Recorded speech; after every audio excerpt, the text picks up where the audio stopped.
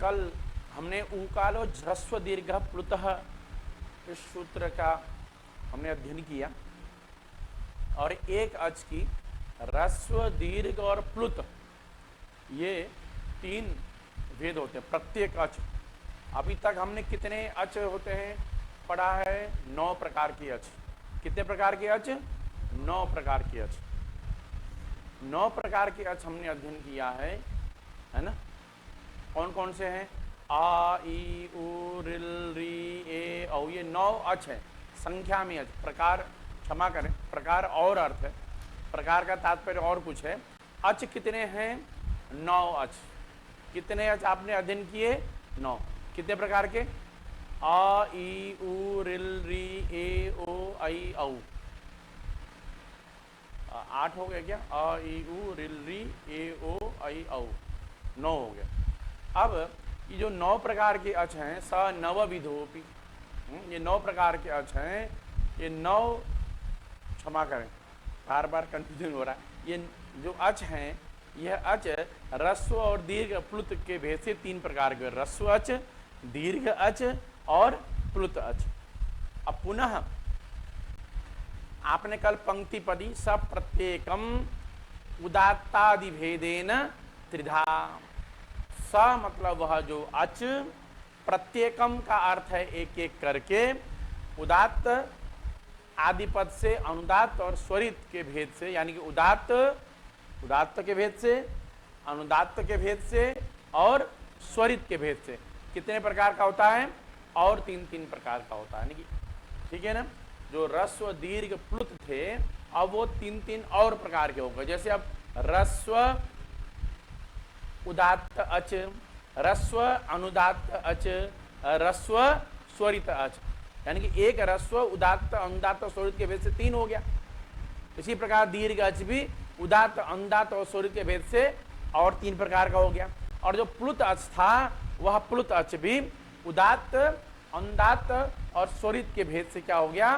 वो भी 3 प्रकार का हो गया, यानी कुल 9 प्रकार के हो गया, है ना? अब इसको ऐसे गणना करते हैं, ह्रस्व उदात्त अच, ह्रस्व अनुदात्त अच, ह्रस्व स्वरित अच, ये ह्रस्व के 3 भेद। फिर पुनः दीर्घ के, दीर्घ उदात्त अच, दीर्घ अनुदात्त अच और दीर्घ स्वरित अच। प्लुत उदात्त अच, प्लुत अनुदात्त अच और प्लुत स्वरित अच। ये कितने प्रकार के हो गए? एक अच 9 प्रकार के हो गए। ठीक है ना? एक अच कितने प्रकार के हो गए? 9 प्रकार के हो गए।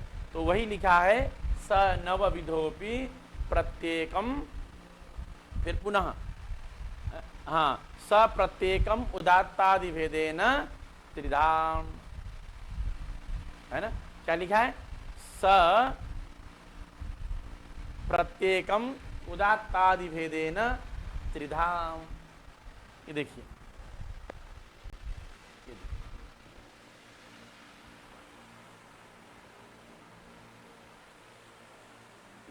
ये है पंक्ति। स मतलब वह अच, है ना? आ, ई, उ, रिल, री, ए, ओ, आई, औ, ये सभी प्रत्येकम एक एक करके उदात्त अनुदात्त और स्वरित के भेद से 3 प्रकार के हो गए। फिर आगे ये जो 3 सूत्र दिए गए हैं, ये 3 सूत्र उदात्त संज्ञा, अनुदात्त संज्ञा और स्वरित संज्ञा के लिए, ये 3 भी संज्ञा सूत्र हैं। क्या करते हैं? उच्चैरुदात्त उदात्त संज्ञा, नीचैरुदात्त अनुदात्त संज्ञा और समाहार स्वरितः स्वरित संज्ञा। तो जब यहाँ पे प्रथम बार उदात्त और अनुदात्त और स्वरित का नाम आया, तो प्रश्न जिज्ञासा हुई कि उदात्त और अनुदात्त और स्वरित क्या विषय है, क्या पदार्थ है, तो आगे बताना पड़ेगा। तो इसलिए 3 सूत्र यहाँ वरदराज जी ने उपस्थापित किए। ठीक है ना? तो अब पाणिनि जी द्वारा निर्मित उन 3 सूत्रों को यहाँ स्थापित किया, उच्चैरुदात्तः, नीचैरुदात्तः और समाहारः स्वरितः।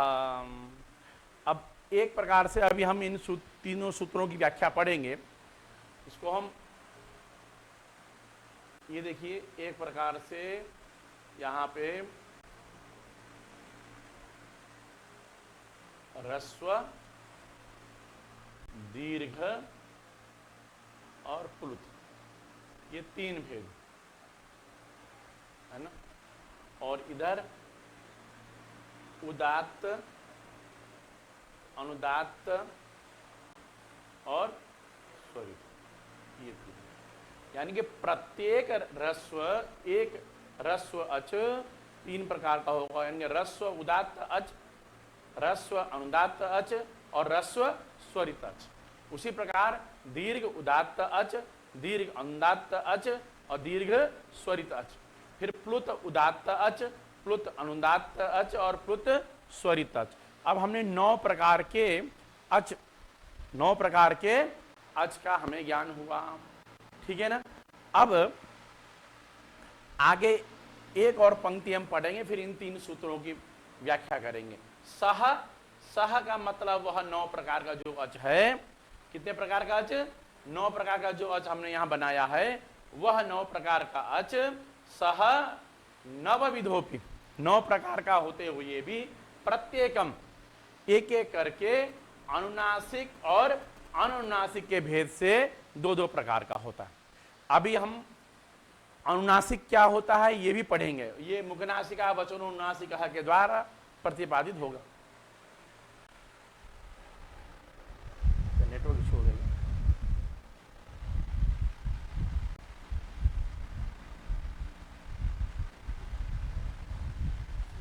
क्या हो गया, कैसे हो गया?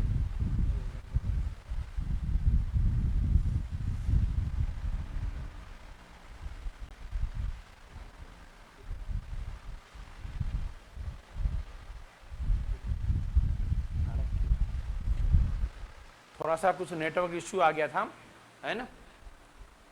बंद करिए वहां से सुन। तो अभी आपके पास 4 नए आज पद आए हुए हैं, 4 नए पद आपके पास आए हैं। पहला उदात्त, दूसरा अनुदात्त और तीसरा स्वरित और चौथा अनुनासिक। इनके विषय हम विस्तार से अध्ययन करेंगे, लेकिन पहले हम जो अचों का भेद है उसके विषय में समझते हैं, ठीक है ना। तो हमने 9 भेद तो हमने यहां कर लिए थे। फिर पुनः स नवविधोपि प्रत्येकम अनुनासिक और अनुनासिक। एक पद है अनुनासिक, ठीक है ना, और दूसरा पद है न अनुनासिक अनुनासिक। यानी कि जो अनुनासिक नहीं है उसको हम क्या बोलेंगे? अनुनासिक, ठीक है ना। तो ये 2 और भेद उसमें जुड़ जाएंगे। तो अब इस प्रकार से हमारे जो यहां अच हैं वो हम इस प्रकार से पढ़ेंगे। देखिए,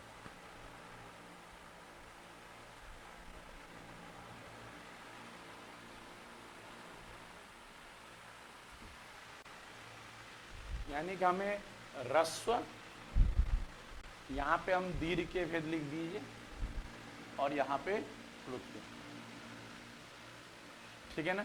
यानी कि ह्रस्व अच और दीर्घ अच और प्लुत अच, ठीक है ना।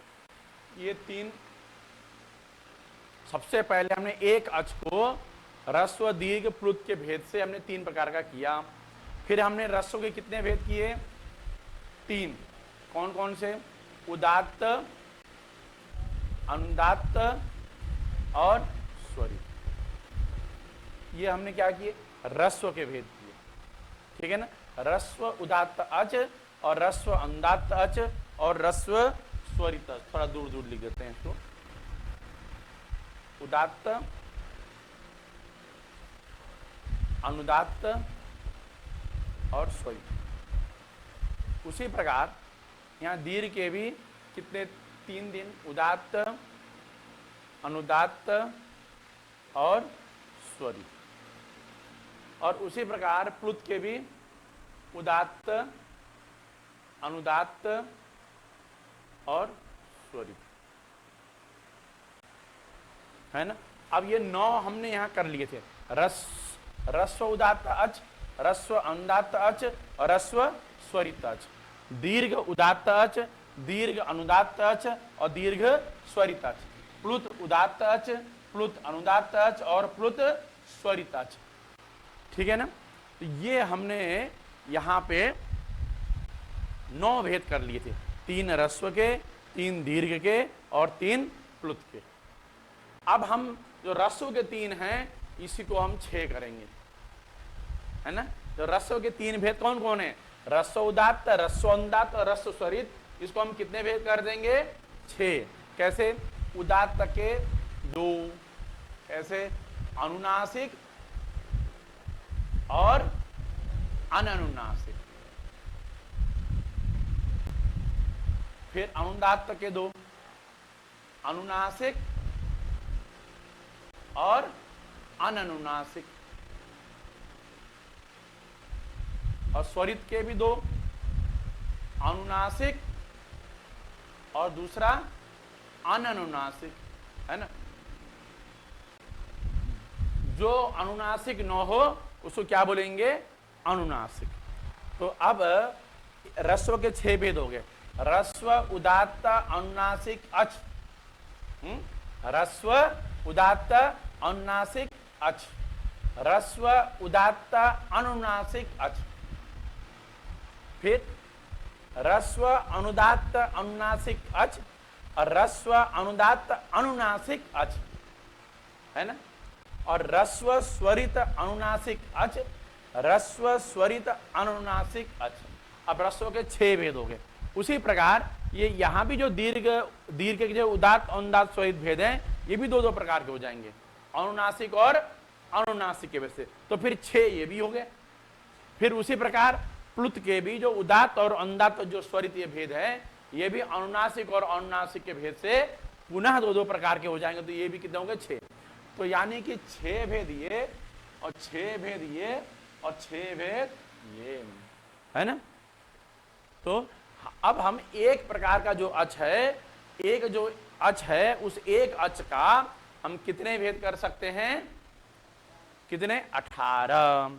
जो अ है यानी कि जो अ है वह 6 प्रकार का हो सकता है ह्रस्व के भेद से। ठीक है। दीर्घ आकार के 6 भेद और प्लुत आकार के 6 भेद। तो 6 त्या 18, कुल 18 प्रकार के अ हैं। ठीक है ना। हम वर्णमाला में, हिंदी वर्णमाला में कितने पढ़ते हैं? अ आ, बस। इसके अलावा और भेद नहीं है हिंदी वर्णमाला में। लेकिन संस्कृत वर्णमाला में अ के कितने भेद हो गए? 18। इसी प्रकार ई के कितने भेद? 18। उ के कितने भेद? 18। बाकी आगे पढ़ेंगे। अभी अ ई उ के ही जानिए। ठीक है ना। अ के कितने? 18। ई के कितने? 18। उ के कितने? 18। इसको हम ऐसे लिख भी सकते हैं, इसको हम ऐसा भी लिख सकते हैं। देखिए, ह्रस्व उदात्त अनुनासिक अ है। अब ह्रस्व उदात्त अननुनासिक अ। ठीक है। अब दीर्घ में, हाँ अभी भी ह्रस्व में ही जाएगा। ह्रस्व, अब यहां पे अनुदात्त, ह्रस्व अनुदात्त अनुनासिक अ।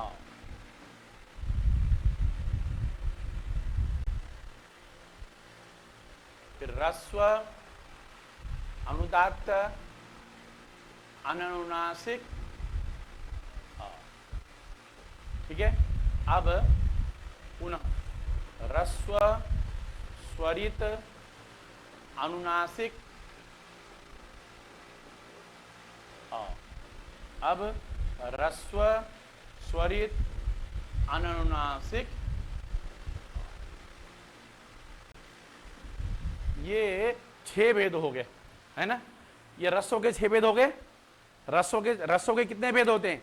6, यानी ह्रस्व के 6 भेद। अब हम ह्रस्व की जगह चेंज कर दिए दीर्घ, ह्रस्व की जगह आप चेंज कर दीजिए दीर्घ, तो दीर्घ के भी कितने भेद हो जाएंगे? 6। ऐसे ही लिख सकते, ऐसे ही 18 प्रकार के हम और लिख सकते हैं। ठीक है ना। इतना ही। अब इसके बाद आगे हम सूत्र की व्याख्या पढ़ेंगे। ठीक है ना। इसको हम उतारना चाहे तो उतार भी सकते हैं, स्क्रीनशॉट भी ले सकते हैं। इसको हम दूसरे प्रकार से हम पुस्तक में भी यहाँ पे लिखा होगा, देखिए तो पुस्तक में भी संभवतः लिखा हुआ होना चाहिए, ये देखिए, है ना, ह्रस्व भेद, ह्रस्व उदात्त अनुनासिक, ह्रस्व उदात्त अनुनासिक, ह्रस्व अनुदात्त अनुनासिक, ह्रस्व अनुदात्त अनुनासिक, ह्रस्व स्वरित अनुनासिक, ह्रस्व स्वरित अनुनासिक, ये ऊपर लिखा। अभी इस विषय को हम अच्छे से स्पष्ट करेंगे, ठीक है ना।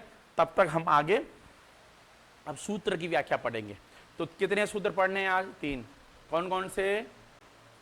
उच्चैरुदात्तः, नीचैरुदात्तः और समाहारः स्वरितः। और एक और सूत्र मुखनासिका वचनो नासिकः। जो हमने 4 जो नए पद हैं, 4 नए संज्ञाएं हम आज पढ़ेंगे। तो अब आप देखिए,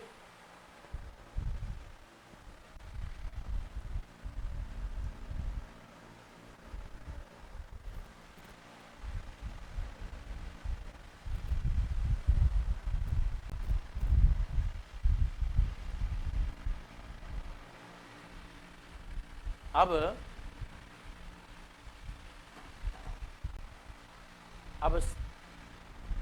पुस्तक में देखिए कौन सूत्र है आज? उच्चैरुदात्तः। कौन सूत्र है? उच्चैरुदात्तः, है ना। तो उच्चैरुदात्तः सूत्र है। उच्चैरुदात्तः सूत्र, इसको शीर्षक क्या लिखेंगे? उदात्त संज्ञा विधायकम संज्ञा सूत्रम। क्या लिखेंगे? उदात्त संज्ञा विधायकम संज्ञा सूत्रम। यह संज्ञा सूत्र है। उच्चैरुदात्त कीदृशम सूत्रम वर्तते?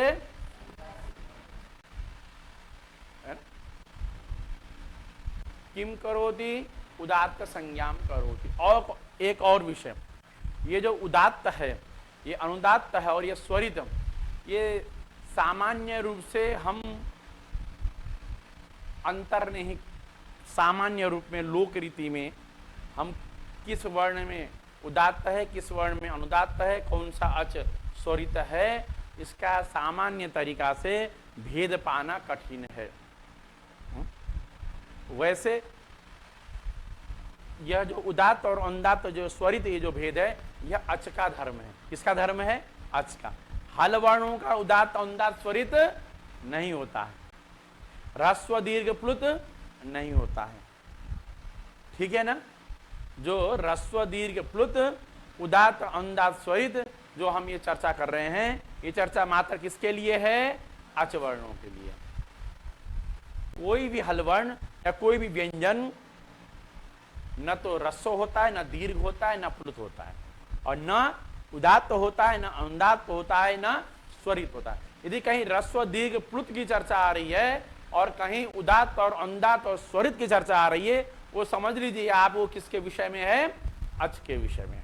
अच के विषय में चर्चा हो रही है, ठीक है ना। कहीं ह्रस्व आदेश हो रहा है तो समझिए वो अच को लेकर हो रहा है। अभी आगे पढ़ेंगे, ये विषय स्पष्ट होगा आगे जाने के बाद। तो अब हम पहला सूत्र क्या है इसमें? उच्चैरुदात्तः, है ना। शीर्षक उदात्त संज्ञा विधायकम संज्ञा सूत्रम। इसका पदच्छेद उच्चैः इति अव्यय, उच्चैः सव्यय है ना, उच्चैः सव्यय है। और उदात्तः प्रथमांत पद है ना, प्रथमा विभक्ति एक वचन। इस सूत्र में उकालो ह्रस्व दीर्घ प्लुता से अच पद की अनुवृत्ति आती है और कोई समास नहीं है ना। तो इतना ही हम इसको कर सकते हैं। इसकी वृत्ति यहाँ पे लिखी नहीं है पुस्तक में, आप पुस्तक में देख सकते हैं, पुस्तक में इसकी वृत्ति लिखी नहीं है। ये एक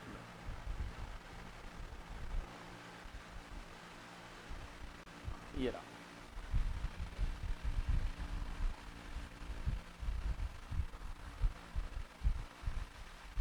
तो अब यहाँ देखिए, उच्चैरुदात्तः, नीचैरुदात्तः और समाहार स्वरित, यहाँ तीनों में यहाँ कहीं पे आपको क्या नहीं दिखाई दिया है? यहाँ पर वृत्ति नहीं लिखाई, ठीक है ना। लेकिन इसके नीचे टिप्पणी में पुस्तक में देखेंगे तो यहाँ पे इसकी सामान्य रूप में वृत्ति लिखी हुई होगी, ये देखिए, तालु तालवादीसु स्थानेषु ऊर्ध्व, 3 नंबर में देखिए नीचे टिप्पणी में, है ना, तालवादीसु स्थानेषु ऊर्ध्वभागे निष्पन्न अच उदात्त, है ना, यानी कि तालवादीसु सभागेषु स्थानेषु ऊर्ध्वभागे निष्पन्न अच उदात्त संज्ञको भवति। ठीक है ना। उसी प्रकार तीनों सूत्र को एक साथ पढ़ सकते हैं।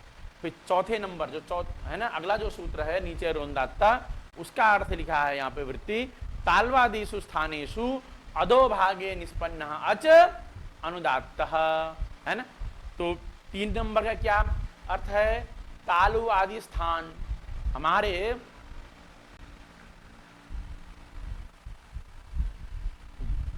जितने भी वर्ण हैं उन सभी वर्णों के उच्चारण स्थान होते हैं। मुख में क्या है? उच्चारण स्थान है। जैसे पा फा ब भ म, यह किससे उच्चारण हो रहा है? ओष्ठ से, है ना। क ख ग घ ङ ये कंठ, च छ ज झ य ये क्या है? तालु, और त थ द ध न ये दंत। जिन मुख के अंदर विद्यमान जो भी स्थान हैं, अभी तुल्यास्य प्रयत्न जब सवर्ण हम सूत्र पढ़ेंगे तो उसमें इस विषय को स्पष्ट होगा। तो मुख के अंदर स्थान है, कौन से स्थान? वर्णों के उच्चारण स्थान। ठीक है ना। वर्णों के उच्चारण स्थान कौन है? वह तालु आदि, तालु, मूर्धा, दंत, ओष्ठ, कंठ इत्यादि क्या है? तालु आदि स्थान। तो तालु आदि स्थान यानी जहां से वर्ण उच्चारित होते हैं, इसकी भी एक प्रक्रिया है। तो तालु आदि के स्थानों के जो ऊर्ध्व भाग से उच्चारित जो वर्ण है उसकी क्या संज्ञा होती है? उदात्त संज्ञा। ठीक है ना। और तालु आदि स्थानों में जो निम्न भाग है, निम्न भाग से उच्चारित अच्छी क्या संज्ञा होती है? क्या होती है? अनुदात्त संज्ञा। और जो समाहार स्वरिता है वह स्वरित संज्ञा करता है, न उदात्त न अनुदात्त। यानी जहां उदात्त का और अनुदात्त दोनों का समाहार हो, है ना, न उदात्त न ऊर्ध्वता का पता चले न निम्नता का पता चले अच का, उसे क्या बोलते हैं? स्वरित। आमतौर पर हम लोग उत्तर भारत में यजुर्वेद पढ़ते हैं, तो यजुर्वेद में प्राय मंत्रों में उदात्त और अनुदात्त स्वरित का देखा जाता है।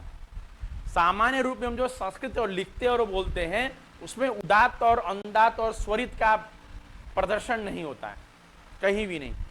ठीक है ना। आमतौर पर पहले होता था, लेकिन धीरे धीरे ये परंपरा लुप्त हो गई। पहले लोक और वेद दोनों में उदात्त, अनुदात्त और स्वरित का प्रयोग होता था। और उदात्त और अनुदात्त स्वरित इसलिए आवश्यक है कि यह अर्थ का निर्णय करता है।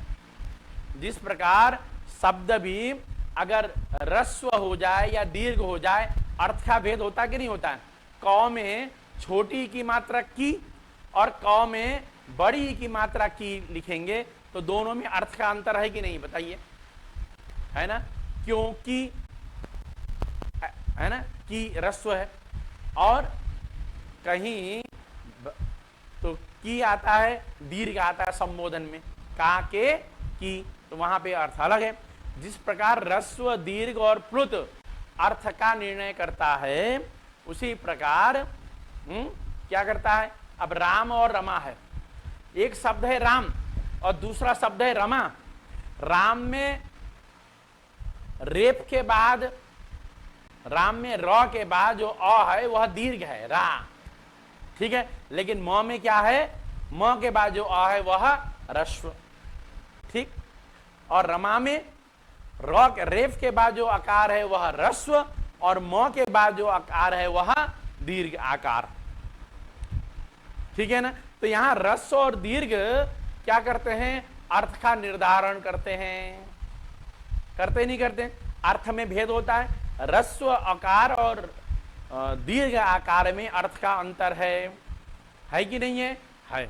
उसी प्रकार वर्णों में भी यदि उदात्त और अनुदात्त और स्वरित का भी भेद हो जाए तो कई बार वहां में भी बहुत जगह अधिकांश स्थानों पे अर्थ का भेद होता है।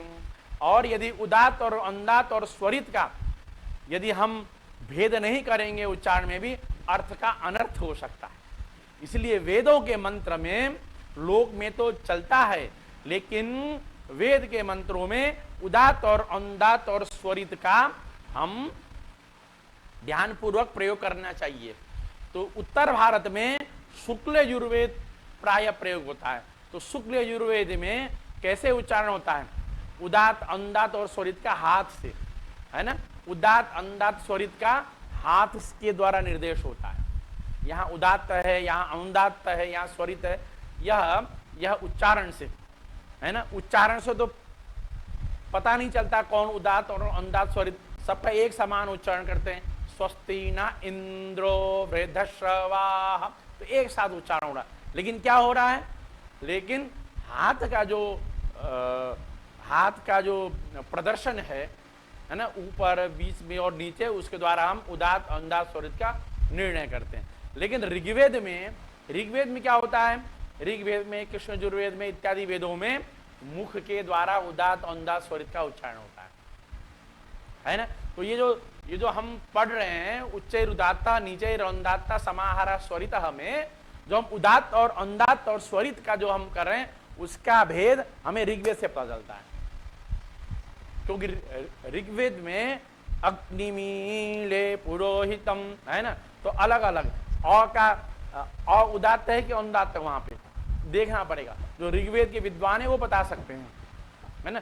कृष्ण यजुर्वेद के विद्वान है वो लोग बता सकते हैं कि कहाँ पे उन्होंने उदात्त है, उदात्त का कैसा नीचे की तरफ अनुदात्त, उदात्त का अनुदात्त का निम्न, स्वरित का बीच में, जैसा भी उच्चारण होता होगा ऋग्वेद में मुझे जानकारी नहीं है, लेकिन उसमें प्रयोग होता है, ठीक है ना। तो ऊर्ध्व भाग से यदि उच्चारण होता है तो उसे क्या बोलते हैं? उदात्त। तालुवादी स्थानों के यदि ऊर्ध्व भाग से उच्चारित अच है, निष्पन्न अच है, उसे क्या बोलेंगे? उदात्त संज्ञा। और निम्न भाग से उसको अनुदात्त संज्ञा। और उदात्त भी न हो और अनुदात्त भी न हो, उसके मध्य का हो, यानी कि ऊर्ध्व भी न हो और निम्न भी न हो उच्चारण, उसको क्या बोलेंगे? स्वरित। क्या बोलेंगे? स्वरित, ठीक है ना।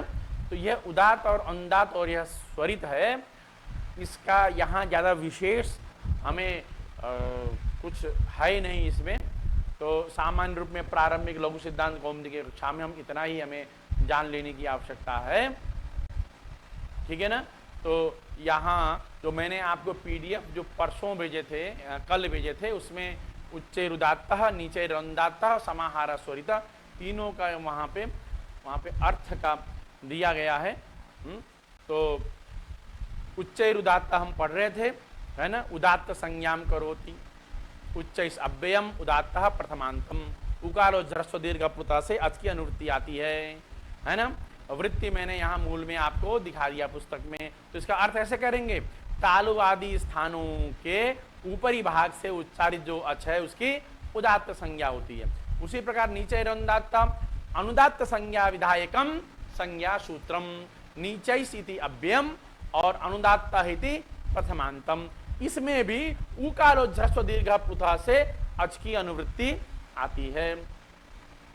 और समाहारः स्वरितः, समाहारः स्वरितः में अब इसको क्या बोलेंगे? शीर्षक स्वरित संज्ञा विधायकम संज्ञा सूत्रम। क्या शीर्षक बोलेंगे?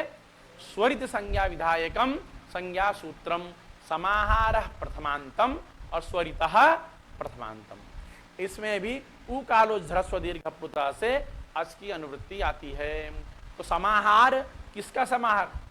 समाहार का आप ऐसा अर्थ समझ लीजिए, समूह को समाहार कर रहे हैं। सामान्य रूप में ऐसा अर्थ हम ग्रहण कर सकते हैं, जो समूह है, 2 का समूह, 3 का समूह, 4 का समूह, 5 का समूह, उसको हम क्या बोलेंगे?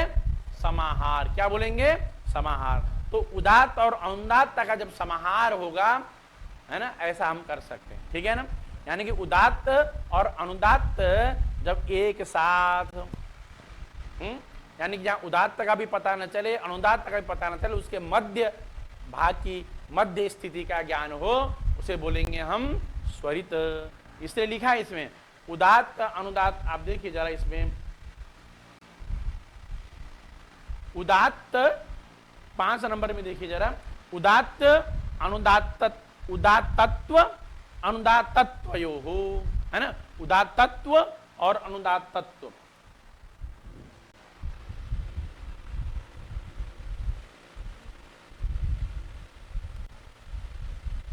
ये देखिए, ये आया उदात्त और ये आया अनुदात्त, दोनों का एकत्र एक ही स्थान में समाहार, उसे उस अर्थ को क्या बोलेंगे? स्वरित। ठीक है ना। तो ये यहाँ पे ये बताया।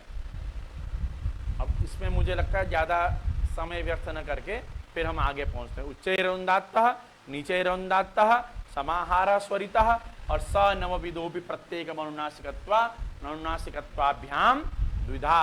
अब हमने यह सूत्र यहाँ पे अच्छे से पढ़ लिया, इसमें कोई विशेष नहीं है, कुछ विशेष, लेकिन वैयाकरण सिद्धांत कौमुदी में कुछ विशेष आता है। स्वरित क्या है, कितना भाग स्वरित है, एक यदि उदात्त और अनुदात्त का समाहार है तो कितना भाग उदात्त है और कितना भाग अनुदात्त है। स्वरित में है ना, दोनों का समाहार स्वरित बोलेंगे, तो कितना भाग उदात्त है और कितना भाग अनुदात्त है इत्यादि विषय वैयाकरण सिद्धांत कौमुदी में आते हैं। ठीक है ना। तो आम तौर पर यह उदात्त और अनुदात्त और स्वरित यह केवल किसका है, बताएं। यह आमतौर पर केवल वेदों में प्रयोग होता है, वैदिक प्रयोगों में प्रयोग होता है, और इसके लिए एक वैयाकरण सिद्धांत कौमुदी में पूरा वैदिक प्रकरण है। सिद्धांत कौमुदी में कौन सा प्रकरण है? वैदिक प्रकरण है। अब हम एक और इस पे बात रह गया है, ऐसा नहीं है कि कई बार उदात्त और अनुदात्त के विषय में एक शंका भी ऐसा आता है कि उदात्त और अनुदात्त क्या है ना। तो जो मैंने आपको पीडीएफ दिया हुआ है, वो पीडीएफ में बहुत विशेष रूप से वहाँ पे दिया गया है कि कई बार हम लोग ऐसा ऊंचे स्वर में बोलना, नीचे स्वर, ऊंचे स्वर में बोला तो उदात्त और नीचे स्वर में बोला वह अनुदात्त, ऐसा अर्थ भी नहीं है, ऐसा अर्थ भी नहीं निकालना चाहिए, क्योंकि तालुवादि स्थानेषु ऊर्ध्व लिखा है और तालुवादि स्थानेषु निम्न भाग। ऊर्ध्व भाग और निम्न भाग का भाग से अर्थ है, उस स्थान से मत तात्पर्य, न कि ऊंचे स्वर में बोलना और नीचे स्वर में बोलना। कई बार ऐसा भी अर्थ निकालते हैं, जो ऊंचे स्वर में बोलते हैं उनको हम उदात्त ऐसा मानते हैं, और जो नीचे स्वर में बोलते हैं उसको अनुदात्त बोलते हैं। ऐसा अर्थ हमें नहीं करना चाहिए। ठीक है। अब आगे अगला सूत्र है मुख नासिका वचनो नासिकः। तो मुख नासिका वचनो अनुनासिकः, यह अनुनासिक संज्ञा करता है। इसका पीडीएफ आज बना नहीं पाए थे, ठीक है ना, इसका पीडीएफ कल आपको भेज दिया जाएगा। तो इसका शीर्षक क्या है? अनुनासिक संज्ञा विधायकम संज्ञा सूत्रम। ठीक है ना। अब जो अचों के भेद के विषय में हमने बताया, उदात्त, अनुदात्त, स्वरित, और ये तीन हमने जान लिया, और चौथा अनुनासिक, अनुनासिक और अननुनासिक। तो पहले हम अनुनासिक जानेंगे, और जो अनुनासिक न हो उसको हम क्या बोलेंगे? अननुनासिक। ठीक है। तो मुखनासिका वचनो अनुनासिकः। ठीक। अनुनासिकः इति, है ना, अनुनासिक संज्ञा विधायकम संज्ञा सूत्रम। क्या? अनुनासिक संज्ञा विधायकम संज्ञा सूत्रम, यह इसका शीर्षक है। प्रत्येक सूत्र में शीर्षक, पदच्छेद, समास अनुवृत्ति, वृत्ति, अर्थ और कुछ उस सूत्र का विशेष विवरण हमें जानने की आवश्यकता है। ठीक है ना। तो अब मुख नासिका वचनोनुनासिका हम ये पढ़ते हैं।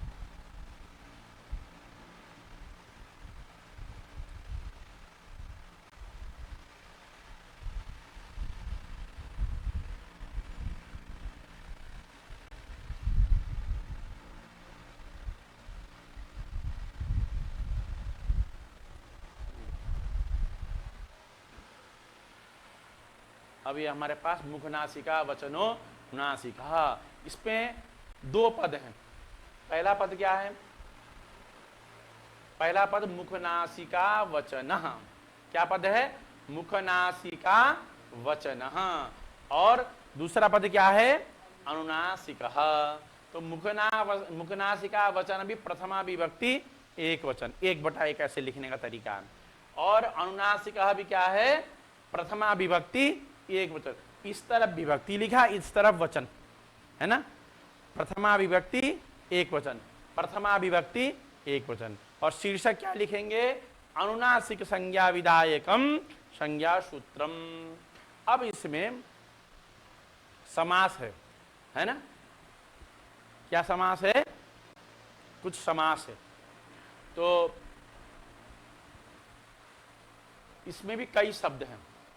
एक मुख नासिका वचन में, जो मुख नासिका वचन में समास है, इसमें एक शब्द है मुख, दूसरा शब्द क्या है?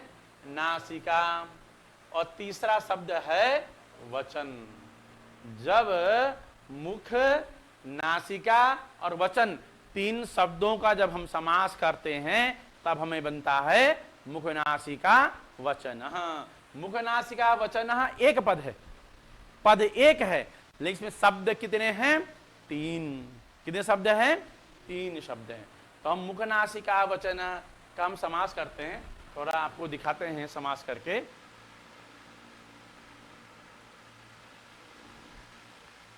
तो यहाँ स्थान है और यहीं ऐसे लिख देते हैं। मुखेन सहिता मुख सहिता।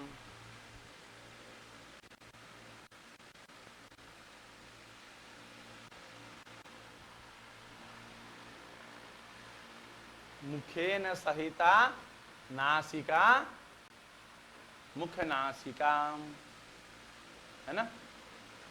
यह समास है। क्या?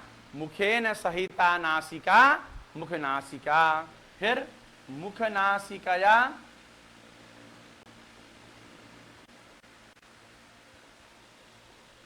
वचनः मुख नासिका वचनः।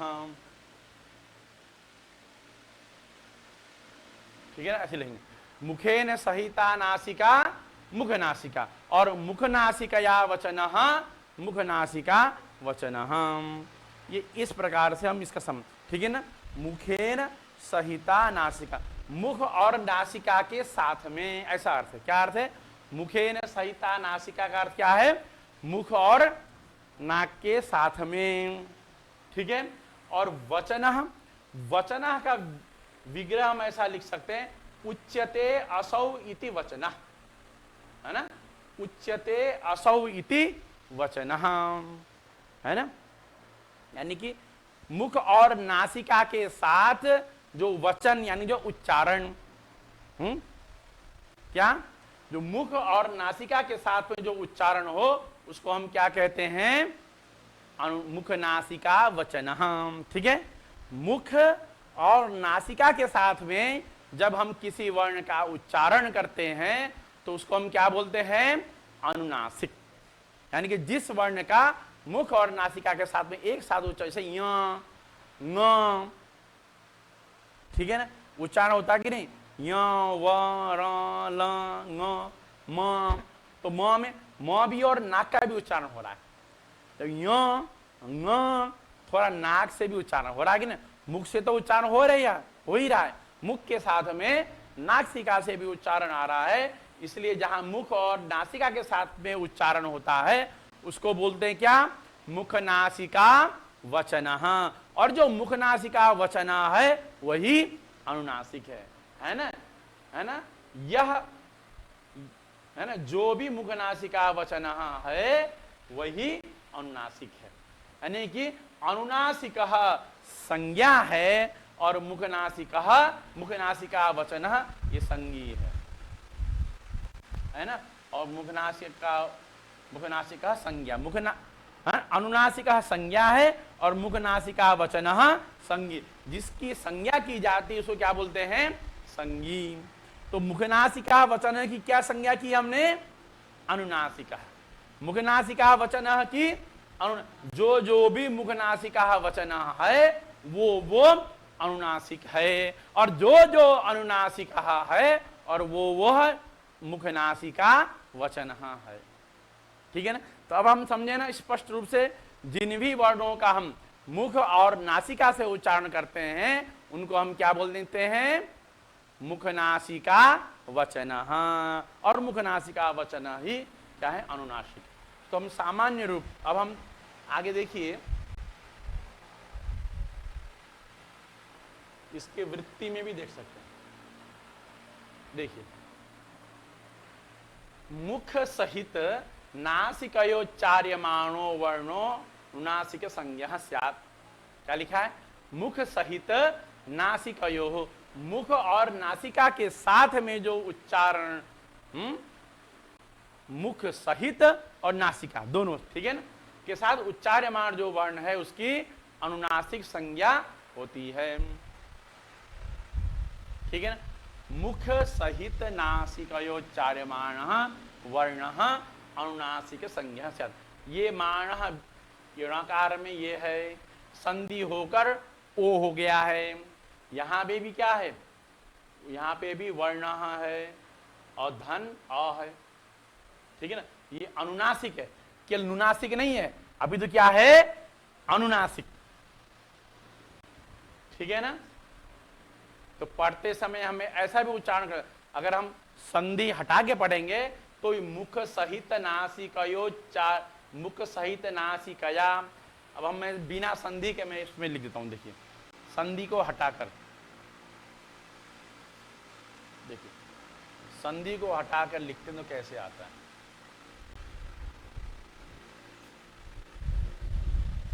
मुख सहित नासिकया, मुख सहित नासिकया उच्चार्य माणः, ठीक, वर्ण, ये संधि हटा के स्पष्ट लगा दिया। और अनुनासिक, आगे संधि नहीं है ना, अनुनासिक। देखिए, मुख सहित नासिकया, यानी मुख और नासिका के साथ में उच्चार्यमाण, उच्चारित होने वाले वर्ण की क्या होती है, अनुनासिक संज्ञा होती है। ठीक है ना। क्या अर्थ हो गया, सरल। इस संस्कृत में जो वृत्ति लिखी है उससे आप हिंदी में सरल रूप से अर्थ लगा लिए। क्या, मुख और नासिका के साथ में उच्चार्यमान, जो उच्चारित हो रहा है, जिस वर्ण की जो वर्ण उच्चारित हो रहा है उसकी हम क्या संज्ञा करेंगे, अनुनासिक। और जो अनुनासिक न हो उसे क्या बोलेंगे, हाँ, जो केवल मुख मात्र से उच्चारित हो रहा है उसे क्या बोलेंगे, क्या हो रहा है, अनुनासिक। ठीक है ना। मुख और नासिका के साथ के लिए अनुनासिक, और जो न अनुनासिक, देखिए न अनुनासिक अननुनासिक, इसमें समास होकर ऐसा बनता है। इस बात को जरा ध्यान रखिए। अनुनासिक जो मुख और नासिका के साथ में उच्चारित होता है, सभी वर्ण तो मुख से ही उच्चारित है। नासिका से कोई वर्ण, केवल नासिका मात्र से कोई वर्ण उच्चारित होता है क्या, नहीं होता। नहीं, मुख तो चाहिए ना, बिना तो नाक मात्र से वर्ण निकलेगा नहीं। लेकिन मुख और नासिका के साथ उच्चारित होने वाले वर्ण अनुनासिक, और दूसरी भाषा में, और केवल मुख से उच्चारित होने वाले वर्ण को क्या कहते हैं, अनुनासिक। न अनुनासिक अनुनासिक। ठीक है ना। अब जो अच थे, जो हमने अच ह्रस्व दीर्घ और प्लुत और उदात्त अनुदात्त और स्वरित के भेद से हमने 9 प्रकार के किए थे। अब वह अनुनासिक के भेद से 9 प्रकार के और अनुनासिक के भेद से 9 प्रकार के, कुल 18 प्रकार के हो गए। ये हमने पहले ही मैंने स्पष्ट कर दिया था, ठीक है ना, ठीक है ना। तो अब आगे देखिए, अब यहां और चीज भी बहुत कुछ स्पष्ट होना बाकी है। अब देखिए, अब आपने ये पढ़ा, अब ये पढ़ना जरूरी है, ये जो पंक्ति है,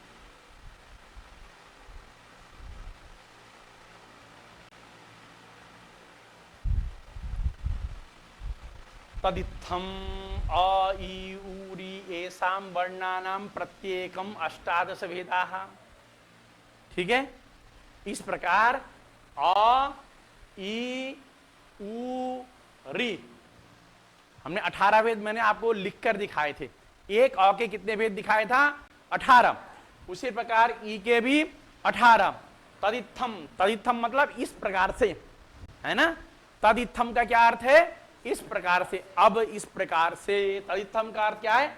अब इस प्रकार से, है ना। अ के 18, ई के 18, ऊ के 18 और री के 18, है ना। एसाम वर्णानाम प्रत्येकम, एक एक, सबके 18 नहीं, एक एक के। ऐसा नहीं कि अ ई ऊ री के मिला के 18 नहीं, अ के अलग 18, प्रत्येकम एक एक। प्रत्येकम शब्द क्या अर्थ है? एक एक करके 18 भेद हैं। और आप लोग पुस्तिका में, कॉपी में बनाइए, लिखिए, दिमाग में बुद्धिस्थ हो जाएगा, दिमाग में हमेशा के लिए, बुद्धि में वह बैठ जाएगा। लिखने से वह दिमाग में बैठ जाता है। मौखिक रूप से यदि मैं आप बोल रहा हूं, आप सुन के यदि कक्षा समाप्त कर रहे हैं या कल पुनः इसी स्वरूप में आते हैं, तो आज पढ़ा जाओ विषय कल स्मरण में नहीं रहेगा। हो सकता है 2-3 दिन रहे, फिर चौथे दिन स्मरण नहीं रहेगा। लेकिन आप लिखेंगे कुछ, उसको आधा पौने घंटा 1 घंटा उसको समय दीजिए। प्रतिदिन का जो पढ़ाया हुआ पाठ है, बहुत कक्षा भी बहुत सरल रूप से और धीरे धीरे चल रही है। कोई बहुत भगा के या जल्दीबाजी में कक्षा नहीं हो रही है। विषयों को थोड़ा ही पढ़ाया जा रहा है। तो आप लोग जरा ध्यान से इसको देखिए। तो अब हमने तदित्थम इस प्रकार से अ ई ऊ री इन वर्णों का हमने 18 भेद पढ़े।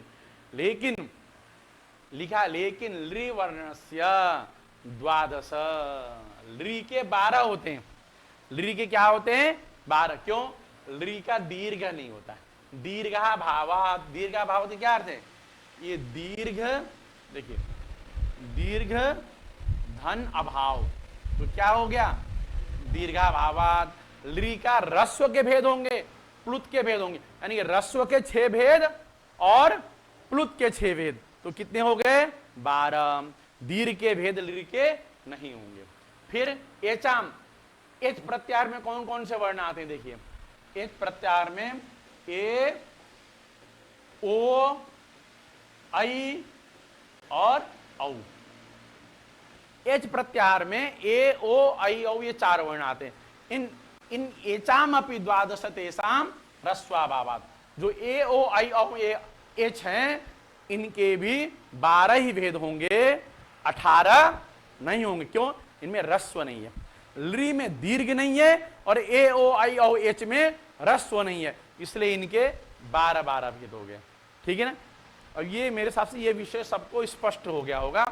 इसको मैं तालिका में भी यहां लिखा हुआ है, तालिका में के माध्यम से भी मैं आपको दिखाता हूं। ये देखिए, एक बार देखिए जरा, देखिए, अ के 6 भेद, ई के 6 भेद ह्रस्व के, ऊ के ह्रस्व के 6 भेद, री के ह्रस्व के 6 भेद, लृ के ह्रस्व के। इतने ही वर्ण ह्रस्व होंगे, इतने ही दीर्घ और इतने ही प्लुत। तो देखिए, अ ई ऊ री, ये 4, यहां भी 4 है। अ ई ऊ री, अ ई ऊ री, यानी कि इनके 6 भेद हैं। अ ई ऊ री के सबके 6 6 6, ह्रस्व के 6, दीर्घ के 6 और प्लुत के 6। तो यानी कि अ ई उ री के कितने भेद होंगे? 18। अ के 18, ई के 18, उ के 18 और री के 18। लेकिन देखिए लृ, लृ यहां तो है और यहां भी लृ है, लेकिन यहां पे दीर्घ भेद में लृ नहीं है। हमने अभी पढ़ा ना कि लृ का जो वर्ण है उसका दीर्घ नहीं होता है, ह्रस्व होता है और प्लुत होता है। तो ह्रस्व के 6 और प्लुत के 6, तो लृ के कितने हो गए? 12। अब देखिए जो ए ओ आई औ हैं, ये ए ओ आई औ इन चारों के ह्रस्व नहीं है, लेकिन देखिए दीर्घ भेद है और प्लुत भेद है, इसलिए 6 और 6 12। यानी कि ए ओ आई औ इन सबके 12-12 भेद हो गए। ठीक है ना? अब आपके यहां सब कुछ इष्ट है। अ के 18 भेद, ई के 18 भेद, उ के 18 भेद, री के 18 भेद, लृ के 12 भेद, ए के 12 भेद, ओ के 12 भेद, आई के 12 भेद और औ के 12 प्रकार के भेद होते हैं। यह हमें यहां तक अभी स्पष्ट हो गया। ठीक है ना? तो कैसे भी हो गया?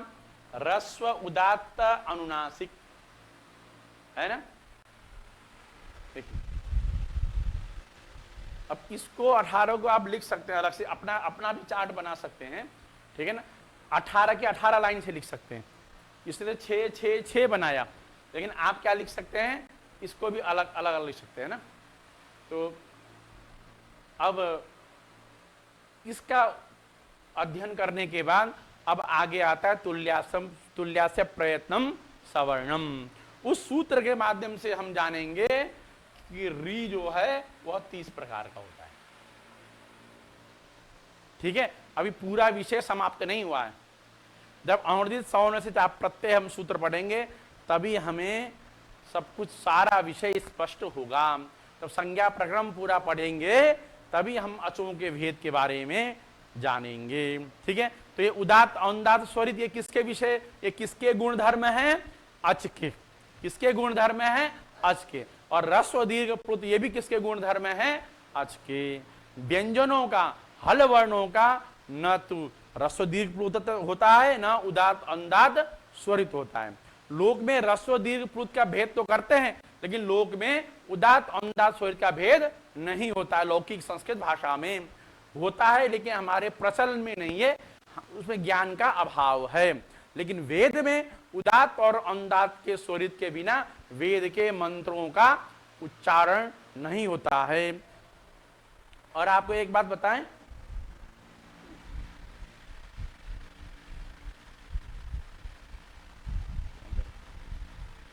देखिए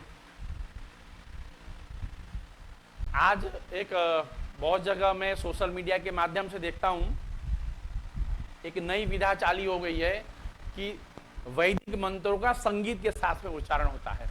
वैदिक मंत्रों का संगीत के साथ में उच्चारण करते हैं। विवाह होता है तो विवाह में हारमोनियम ढोलक सब लोग लेके जाते हैं, मेरा उनसे कोई विरोध नहीं है। लौकिक मंत्र हैं, लौकिक श्लोक हैं, उसको संगीत में उपबद्ध करके भजन है, कीर्तन है, उनको उनका प्रयोग कर लें। लेकिन जो वैदिक मंत्र हैं, वैदिक मंत्रों का संगीत में करने से कहीं ह्रस्व दीर्घ प्लुत का दोष हो रहा है, कहीं उदात्त अनुदात्त स्वरित स्वर का दोष हो रहा है। तो अर्थ का अनर्थ है। हम पुराणों में पढ़ते हैं, समय कम है, कल चर्चा करेंगे। ऐसे बहुत सारे उदाहरण हैं जब यज्ञ हो रहा था तो स्वर के भेद से अर्थ का अनर्थ हो गया, और ह्रस्व दीर्घ प्लुत के भेद से अर्थ का अनर्थ हो गया। तो जो फल प्राप्ति है, जो यज्ञ की फल प्राप्ति है, वो भी विपरीत हो गया, है ना। तो इसीलिए हमें जो यज्ञ अनुष्ठान है उसमें वैदिक मंत्रों के प्रयोग में कभी भी वाद्य यंत्रों का बिना प्रयोग किए वैदिक उच्चारण ऐसा होना चाहिए कि मान लीजिए एक इंस्ट्रूमेंट आपके मुख में है, इस प्रकार का उच्चारण होना चाहिए। इस पटल के माध्यम से जो भी लोग सुन रहे हो उनसे भी मेरा ये निवेदन है कि ये बहुत बड़ा दोष है, बहुत बड़ा अपचार है, इसका निषेध होना चाहिए। जय श्रीमन्नारायण। और आज की कक्षा तक मैंने जो कुछ भी विषय पढ़ाया है उसमें जो कुछ भी विषय आपको अच्छी तरह से स्पष्ट नहीं है उसको आप व्हाट्सएप कर दिया जाए, कल मैं पुनः उस विषय को अच्छी तरह से और स्पष्ट करूंगा। जय श्रीमन्नारायण।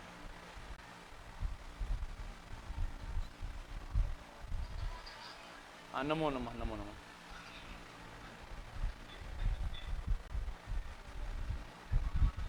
नमो नमो नमो, सभी नमो नमो, नमो नमो, नमो नमो।